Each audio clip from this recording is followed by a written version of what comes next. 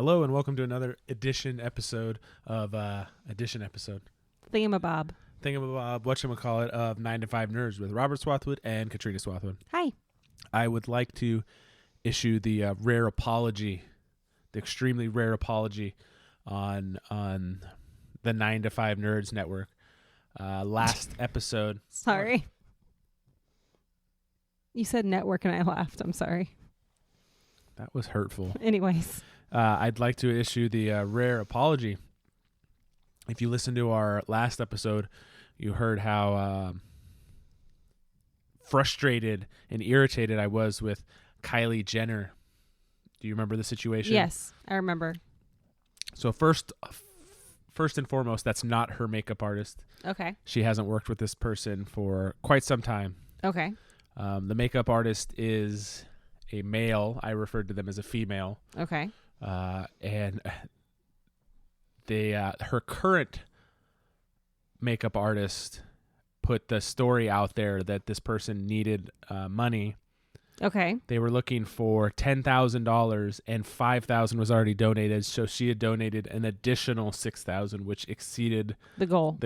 Okay. So you can be frustrated with her for all kinds of things, but I feel like this one was on you. Wasn't one of them. No, it's not on me. I mean, I wasn't the only one upset.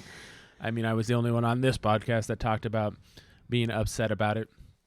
But yeah, my apologies, Kylie Jenner. When you listen to this, you'll know that I'm sorry. So very sorry. So very sorry. And if you want to, just let your Instagram followers know that, Robert from 9 to 5 Nerds said he was sorry. To you personally. About calling you out, asking for money, since that is inaccurate. I mean, you're false reporting. You're 400. No, I bet you it's more like 900 million followers on Instagram. I don't know. You want to take a wager? You want to take a guess? How many did you say? 900 million. I'm going to say 901 million. Oh, sorry. 223 million followers. I mean, that's still a lot. That's a lot. That's a lot. I think The Rock has like 400 million.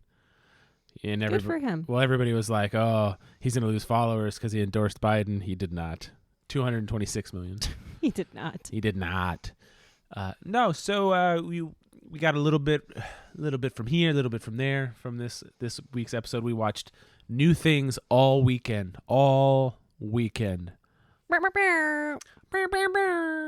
That ended. We should probably watch that. We should probably. I keep mentioning it, and everybody's like, okay. Well, we have baseball like 5 days a week. I know.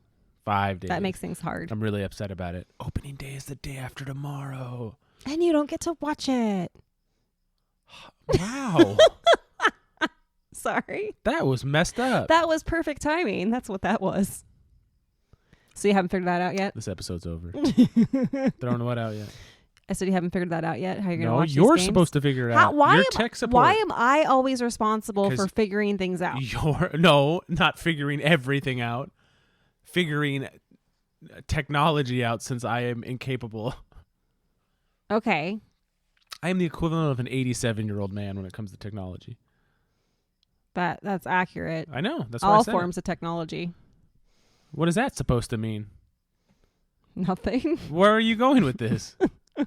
No, continue down this road. Where was this going? Continue down this road. There's traps and holes down this road. You set it up. What other technology am I in? I'm just saying technology in general, like you get easily frustrated by it. Whose fault is that? That's not my fault. It is. How is it my fault?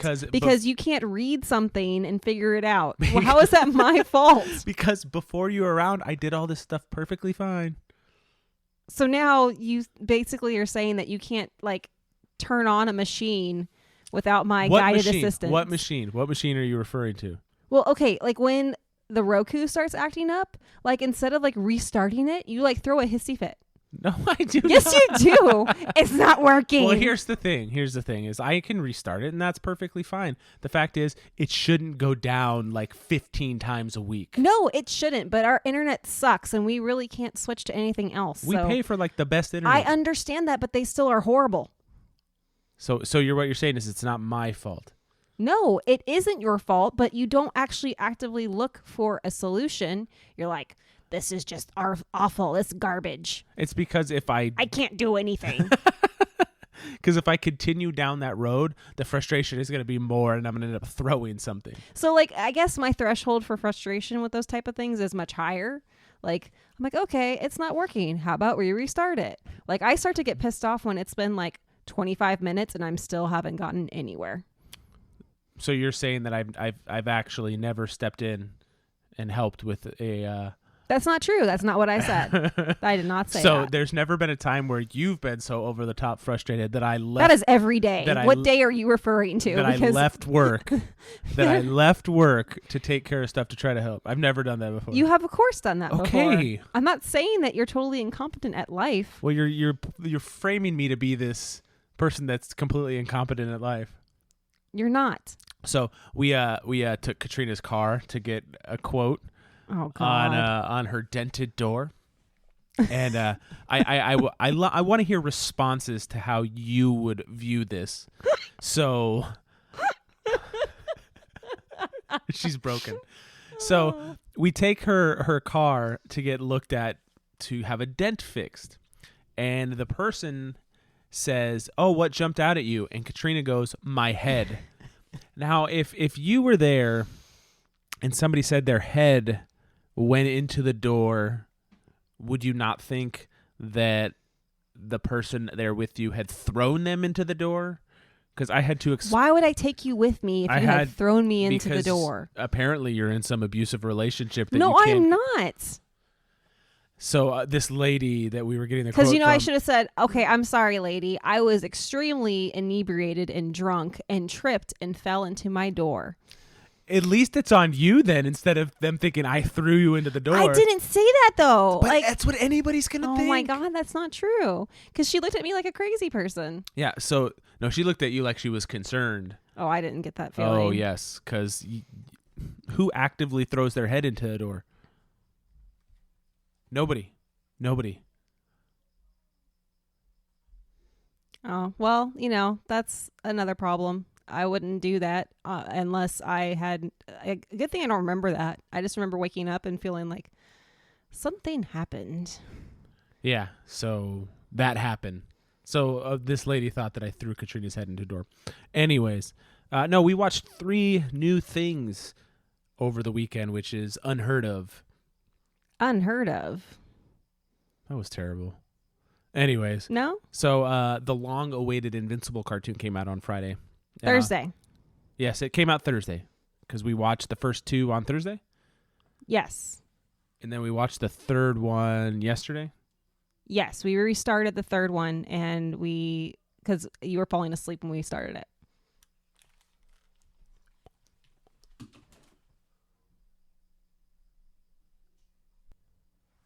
Sorry about that hiccup. So yeah, we watched 2 episodes on Thursday, and we watched 1 yesterday. Yes.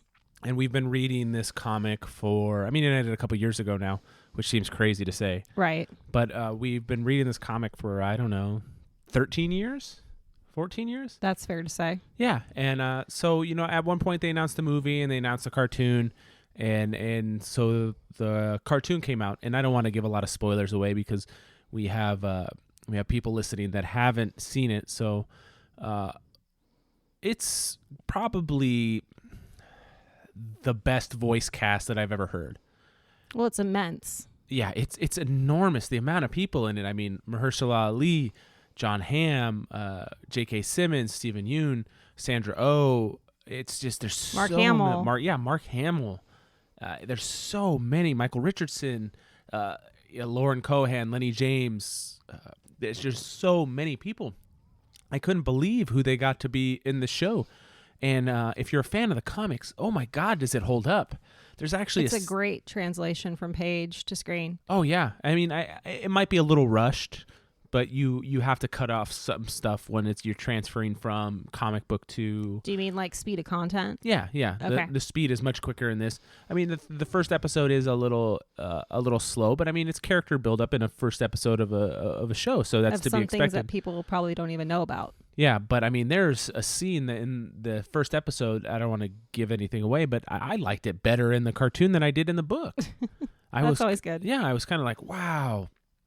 And I'm just really enjoying the show. And if you don't know about it or haven't heard of it, go give it a watch. I think they're like 45-minute episodes. Right. It's it's a very short, commitment to see if you like it. Yeah, I'd say watch the first episode, and if you don't like it after that, watch the second one anyways. No, I think you'll be hooked after the first episode because you might get the feelings that, okay, this is a typical superhero show, movie, whatever, that's very cliche.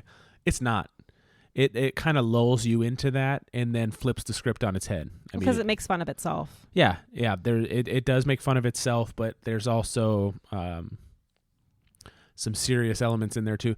You're gonna like it. I mean, if you are listening to us, you are gonna like this show. Chances are you're gonna like it. Yeah, we are big Skybound fans, big Invincible fans, big Robert Kirkman fans around here, and this absolutely holds up.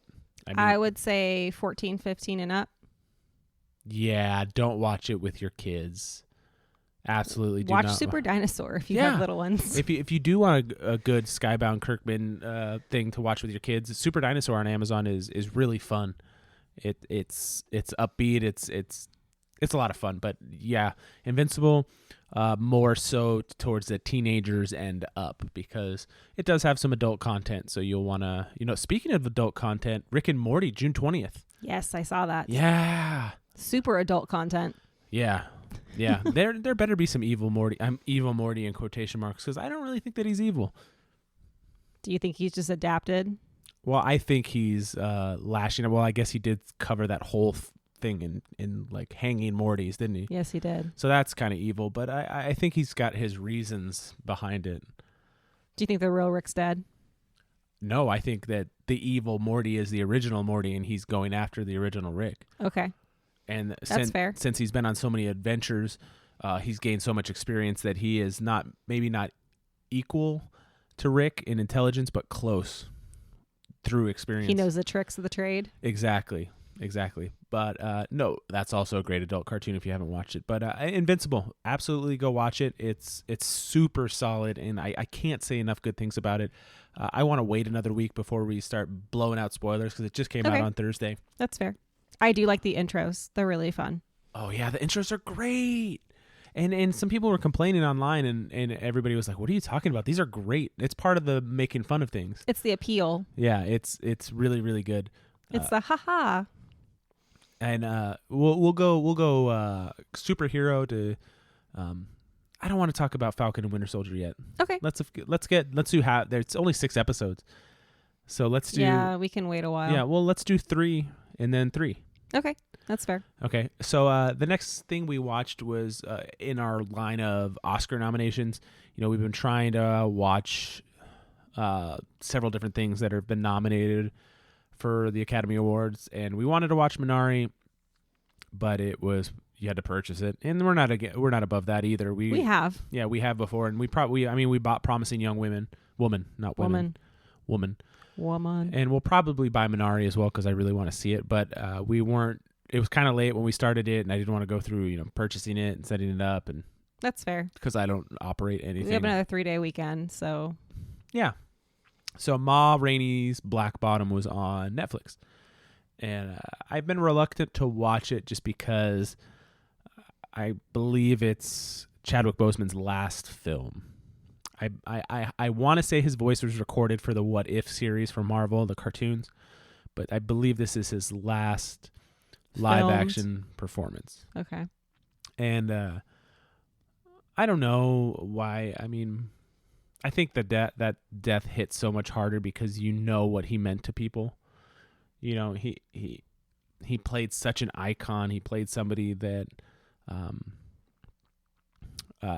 Black kids can look at and say, hey, that looks like me. Exactly. And I don't know that feeling because I'm a white guy, but you can understand it, or maybe not understand it, but empathize. Is that no? Yes. Is that the right? Yes. Yeah, okay, so you can empathize with that. And I feel like he meant so much to people that I've been reluctant to watch it because I knew it was going to be kind of hard. So yes, it is. You are correct.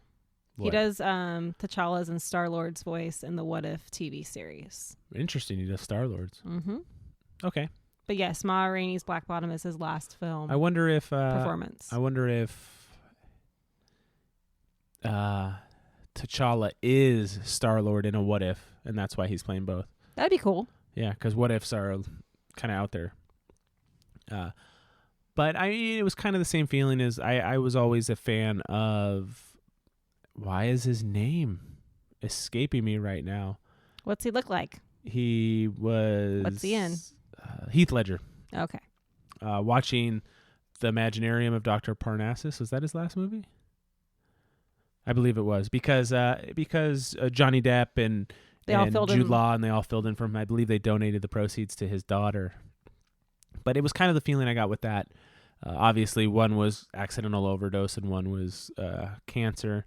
And you can look at those the way you want. I think they're both absolute tragedies. But watching this movie, I'm not going to break it down into spoilers or anything. I don't think it'd really spoil anything. All the performances in this were absolutely incredible. They were so interactive. Yes, and it seemed like those scenes that don't look like they've been cut. The camera follows from character to character, and there was very intense dialogue in small spaces. Right. Long dialogue. Yeah, I when we were watching it, I told Katrina, I said, I kind of got a Quentin Tarantino Kevin Smith heavy dialogue and 360 shot. Yeah, and they just the conversations between the people and the stuff that was going on, and it just Chadwick Boseman was unbelievably good. He's just such a loss. Like it's hard. It's hard to put into words. I mean, it felt like... I think it's harder because it came so sudden, and then you had to realize what he was going through. Yeah, and all he did while he was essentially sick. By himself. Yeah, and he was so incredibly gifted, and people are looked at through rose-colored glasses after they pass away. Typically, for sure. But I don't. You get the feeling it wasn't that way with him. You feel like he just felt genuine, and the fact that it felt like he'd done so much, but it still felt like he was just getting started.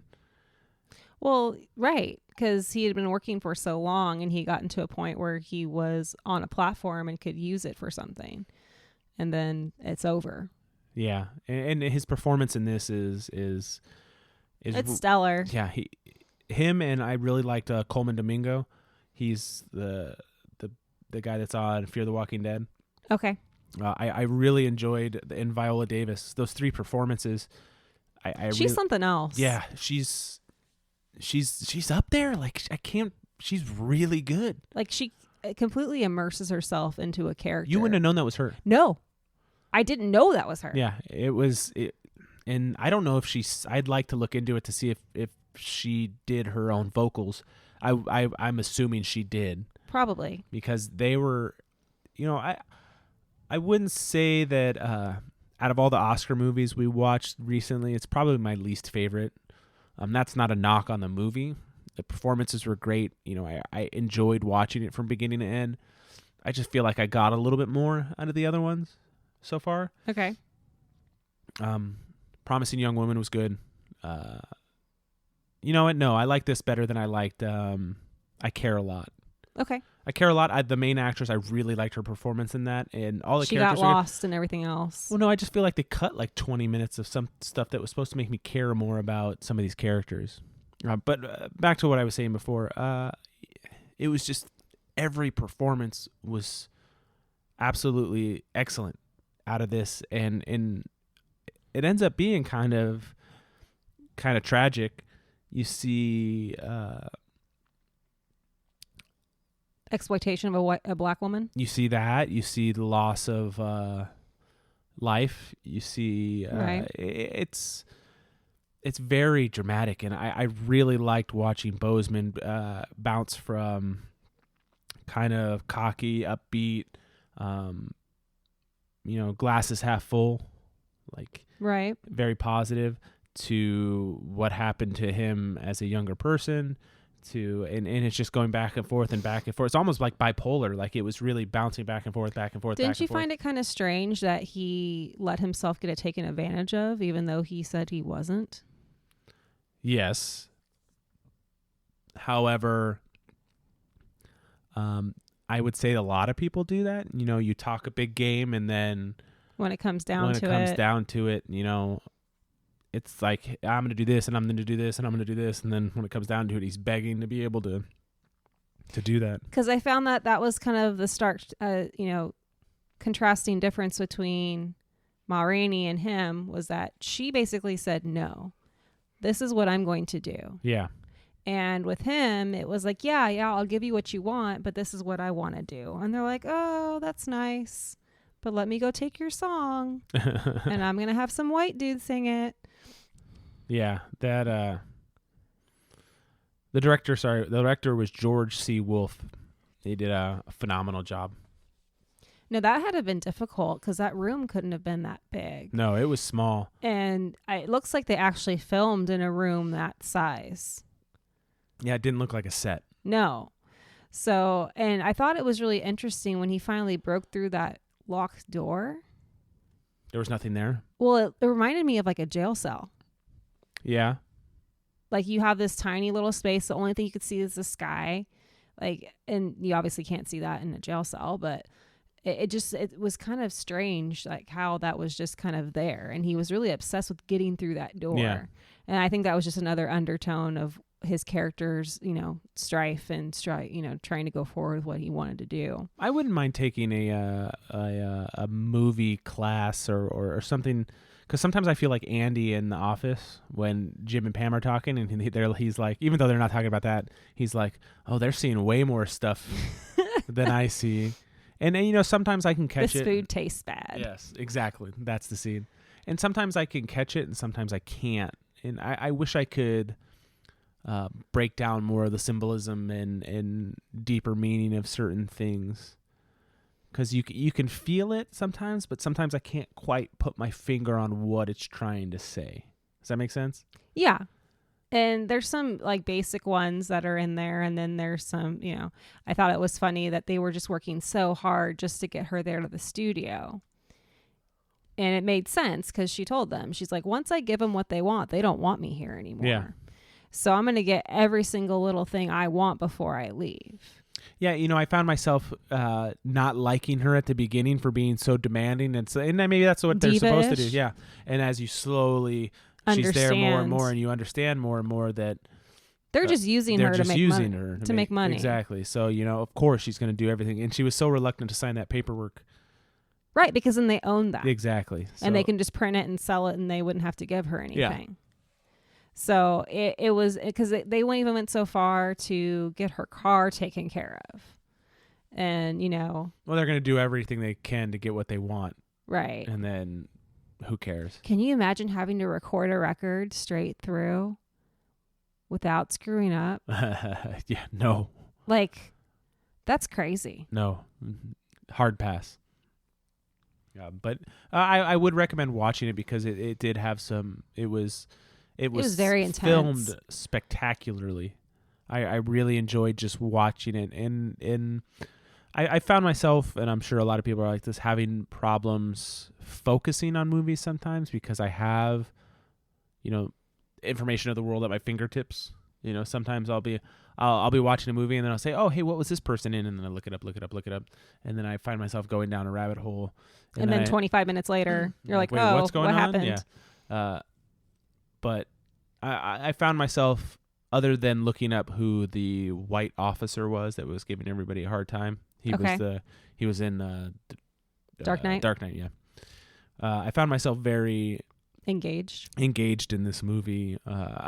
All three of the last movies we watched Ma Rainey's Black Bottom, we watched Trial of the Chicago 7, and then we watched Judas and the Black Messiah. The only times I found myself looking at my phone in the other ones was actually reading about the characters that I wasn't familiar with. Okay. like what was his name, Abby, and a few others. But to end on a light note, the last movie we watched for the weekend was Bad Trip. Yeah, and if you haven't watched Bad Trip yet, oh man, you're in for a treat, because this is a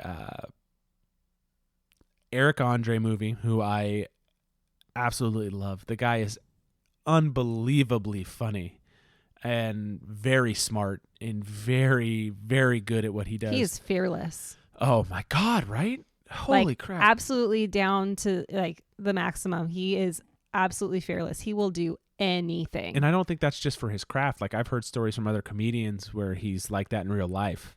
That's crazy. Which is nuts, right? How could you be on the gas that much? It's just go, go, go, go, right. go. But Bad Trip is a Jackass type movie, Borat type movie, where it is maybe not Jackass, more like Borat, where it's, there's an actual storyline. There's something going on. Yes, but it's filmed with reactions of real people. And what I really liked about this movie, we'll go through it, but at the end you actually get to see the reactions of people that they tell it's a movie. Right. And I actually really appreciated that, because some of it's so outrageous that you're just like, how? Oh my God. I mean, I always think about how I would react. I would freeze. It's also in place. It's also got the guy who was the TSA agent from Get Out. Yes. And he was really good, and it's got Tiffany Haddish in it, and she was really great. good as well. Yeah, all three of the actors in it were phenomenal. Even I'm not familiar with the other woman that was in it, but she's an actress as well, and she was even good. But oh my God, some of the reactions of people. You know what is the opposite of Borat in this though is and I saw him in an interview say it, that how genuine and kind most people were to him when he was in these situations. Because like when he was drunk, people were trying to help him. Right. When he was acting weird to the recruiting officer was trying to help him. Walk him off a ledge. Yeah, like everybody was trying to help him for the most part when he was in these situations.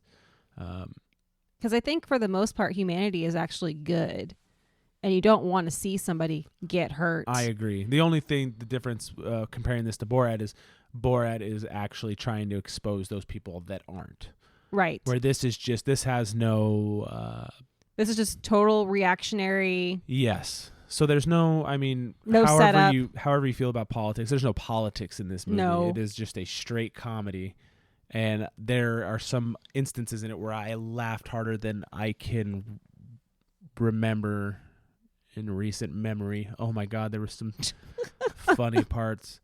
I absolutely recommend it. It is, and it's a short movie. I think it's like an hour and a half. Yes. It's one of those movies I would recommend sitting back and having a couple drinks and watching it. Just relax. It's one of those movies you can start where you're like, oh, it's kind of late. Do I want to watch a new movie? No, it's an easy watch. Yeah, it's an easy watch. It's super funny. Eric Andre is in peak performance. There's and some of the things that take, they're going one way and they take a left turn. I'll use real fucking fast. Yeah, I don't want to spoil anything because man, some of the surprises are really good. But do you ever wonder how you would react if you saw some of the stuff going on? I probably would watch and stand as far away as possible and be like, what is happening? It's kind of like when we would get stuck out in the gas lamp when Rehab was getting let out. Yeah. And you're across the street and you're just watching this train wreck walk down the street, and it's multiple people, and you're just like, oh my God, this is really happening. This is actually happening in front of me. We actually watched a lady just slap the shit out of this bouncer, and the bouncer just looked at her boyfriend like, what the hell? Yeah, people are fucking crazy. Yeah, we were at Comic-Con, and there's just drunk ass girls just walking down. I remember the girls walking down. Yeah, sorry, women walking. Well, yeah, women. They're old enough to drink. Yeah, they're not acting like adults, but they are women.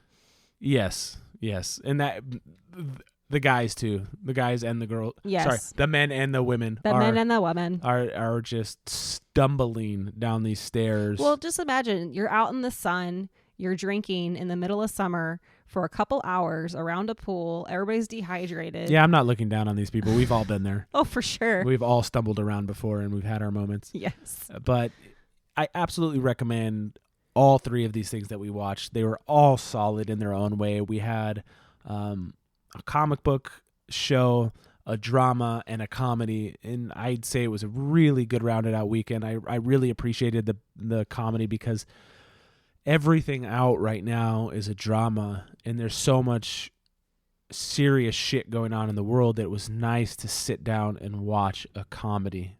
Like, I really appreciated it. Are you thinking that there's just only dramas being nominated and that's why you feel that way? No, I just feel like there hasn't been a good comedy in a while. I feel like most the good movies out there have been dramas. Okay. It's hard for a really good comedy to come around. They don't come around very often. Well, I don't even think it's that. I think, art imitates life. Like, we've been in a really big rut for a really long time, Well, I would counter that and saying, when was the last time a good comedy came out that you can remember? I can't remember anything anyway, so I am the worst person to ask that question to. I'd have to look it up. But if you look back and you think okay, old school, Wedding Crashers, there was a time there for 40-Year-Old Virgin. Okay. There's a time there for 5-6 years where comedies or dramedies were coming out and they were just dropping. And they were just dropping, and it's been some time since I can remember. And if you know one out there, please forward it to me, because I like comedies, dark comedies, the drama comedy combination. I like those things. We're watching such heavy stuff, and such heavy stuff is going on in the world that sometimes I would just like to sit down and watch something that I can check out on, that's funny, that's an action movie. John Wick movies are awesome because you could just check out and watch Keanu Reeves kick ass. Right, but that's not a comedy. No, it's not. I just said an action movie. It's just, it seems like the best movies right now are dramas. And I mean, I know that's kind of how it leans anyways, but it's nice to watch something a little bit more lighthearted when the world's, we're getting there. We're getting there. Slowly but surely. But I recommend all three. We're going to keep going on this pattern here. So what's next? I want to do Minari. Okay. There's a handful of movies. I really want to watch American Pickle, which I think is on HBO Max with Seth Rogen. Is that a show or a movie? It's a movie, I believe, and he plays a character, and he plays his character's grandfather as well, who I think was pickled. He was frozen. Weird. Yeah. And I found it kind of strange, and I want to watch it. Oh, and that TV show with Kristen Milotti comes out this week. Comes out on Thursday. Okay.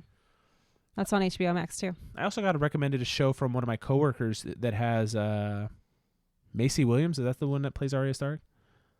Okay, yeah. That she's in, and it's supposed to be really good as well. So what's that? I'll have to look it up. What is it? I don't have it on me right now. But no, we're going to keep going with this. And, we've had 4 episodes out this month, 4 episodes out last month, 4 episodes out the month before. So it seems like we're in a fairly decent rotation. The beginning of this month was kind of slow. But, hey, if you get 4 episodes, we're happy. So we'll be back. We're going to watch some more shit. And we will be back next week. Until then.